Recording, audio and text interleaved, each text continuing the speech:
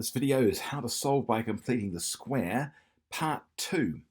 I'm going to have a look at exercise 310, question 4D. This is from the IGCSE Year 11 textbook. So let's take a look at this one. And how do we solve this completing the square? And I've chosen one with a coefficient of a negative number and a non-one term for our x squared. Normally we just like an x squared there, but we don't have an x squared. So let's see how this one all plays out. So my first job is to make this x coefficient into a 1. So I'm going to divide everything by -2. I don't want that -2 there. I want a 1. So divide that by -2, divide this by -2, divide this by -2. Of course, divide that by -2. Okay, so let's see where that plays out, how that plays out. So -2 divided by -2, or anything divided by itself is 1. And we've got our x squared. Okay, now we've got a 5, -5, -2. So of course that's going to be, I was going to write 5 over 2. 5 over 2 x. But a negative divided by a negative is a positive. So we've now got a positive. And of course, -2 divided by -2 is just going to be 1. And it's going to be a positive 1. Is equal to, of course, 0 divided by any number really is just going to be, well, except 0. In fact, even 0, yeah, it's just going to be a 0. Here we are. So here we go. So now we're ready to go ahead and solve. So the first step is I'm going to subtract 1 from each side. There it is. So now I'm left with x squared. I'll put an implies that sign here. X squared plus 5 over 2x is equal to -1. Now this gap here, I'm going to do probably the most important thing of this whole thing, which is to take the b value. Here's my b value. I'm going to take the b value. I'm going to divide the b value by 2.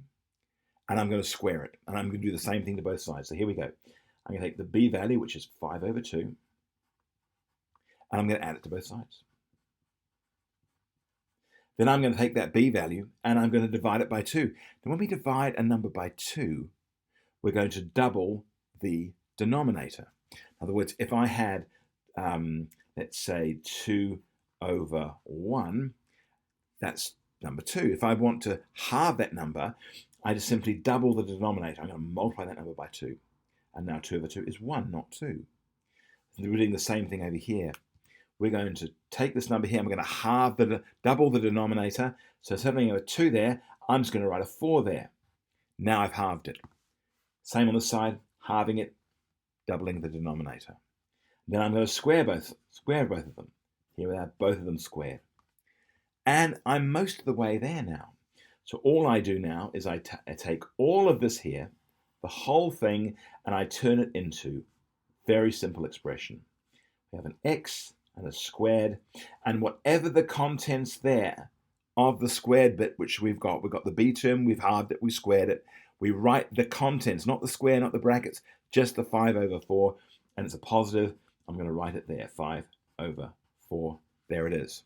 There's our completed square. Now, to complete the complete bit, we've got a little bit more to go. We've got -1 on this side, and we've got a 5/4 squared. So plus 4. 5 squared is 25. 4 squared is 16. So I've got 25 over 16 and a -1. Let's just resolve that nice and quickly.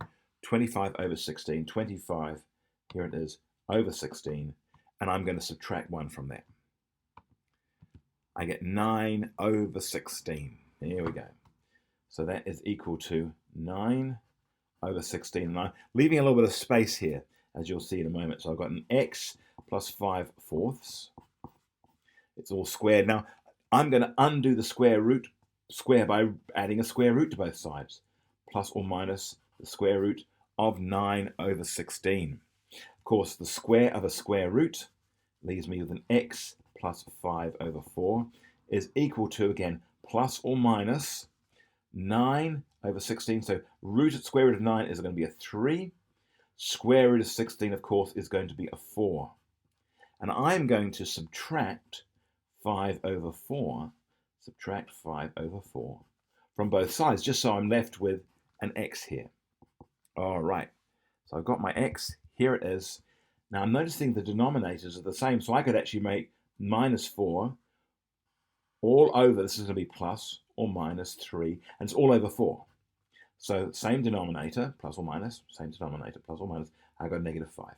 So I've changed this and added it, combined it, if you like, into one equation, or one expression. So now let's say we can now say either